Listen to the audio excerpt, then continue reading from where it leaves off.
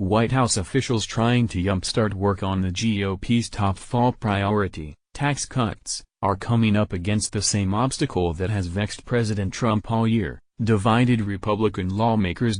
Trump advisors and top congressional leaders, hoping to assuage conservatives hungry for details, are working urgently to assemble a framework that they hope to release next week, according to White House aides and lawmakers. But after months of negotiations, the thorniest disagreement remains in view: how to pay for the giant tax cuts Trump has promised. Negotiators agree with the goal of slashing the corporate income tax rate and also cutting individual income taxes. But they have yet to agree about which tax breaks should be cut to pay for it all. In private talks, Trump advisors are pressing to eliminate or reduce several popular tax deductions, including the interest companies pay on debt, state and local income taxes paid by families and individuals, and the hugely popular mortgage interest deduction. Several officials from the White House and Capitol Hill confirm that those options are being considered, and that they are pushing to release broad outlines in about a week. President Trump unveiled his tax plan on April 26, after months of pledging to make drastic changes to the tax code. The Post's Damian Paletta explains why tax reform is so complicated. Jenny stars /The Washington Post, but that is where the agreement ends.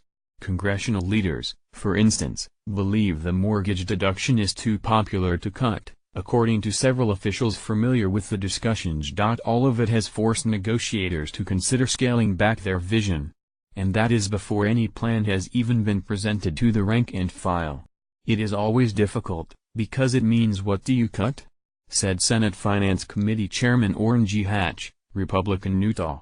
Everything on the books has a constituency, and that's one of the problems. White House officials are still hopeful that they can lower the centerpiece of their effort, the corporate rate, from 35% to 15%.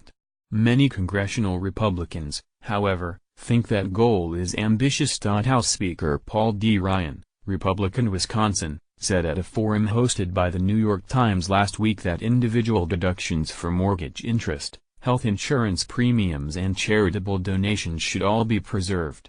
We see those more as broad-based, important things that should be encouraged, he said. That leaves negotiators with limited options to pay for the tax cuts they all seek. Underlying the whole endeavor is the unresolved tension over whether it will constitute the sort of tax reform that Ryan has championed for years, an effort to reduce rates while maintaining federal revenue by eliminating loopholes. A straight tax cut, meanwhile, could leave the loopholes intact but add trillions of dollars to the national debt. Senate Minority Leader Chuck Schumer, DNY, spoke about the Democrats' preferred path for tax reform on August 1. The best tax reform is bipartisan tax reform aimed at helping the middle class, he said. The Washington Post. Ryan and GOP allies have long promised reform in the spirit of the bipartisan 1986 rewrite of the tax code, which after 3 decades of revisions allows individuals and corporations to claim more than $1.6 trillion in tax breaks each year. But in recent months, key players have discussed something closer to the temporary, deficit-exploding tax cuts pushed by President George W. Bush in his first term. Just looking at all the promises that were made, you cannot do all those promises, said Mark Mazur, a former head of research, analysis and statistics at the Internal Revenue Service who was later the top tax official in the Obama administration. Some things will have to get dialed back. They overpromised on a lot of things. The process has taken on new urgency with Trump's recent exhortations to expedite what he has called the largest tax cut in U.S. history. He has traveled to Missouri and North Dakota in recent weeks to deliver speeches. In Missouri, he promised to reduce a crushing tax burden on our companies and on our workers.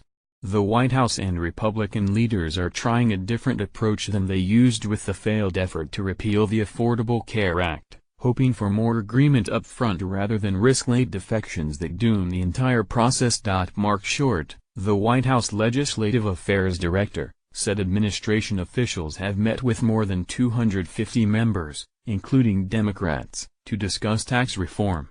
Our outreach has been extensive, he said. National Economic Council Director Gary Cohn and Treasury Secretary Steven Mnuchin huddled with key GOP lawmakers on Capitol Hill on Tuesday afternoon to discuss next steps on the budget and taxes, according to Republicans familiar with the plans. They discussed plans for a 2018 budget blueprint, a necessary first step before tax legislation.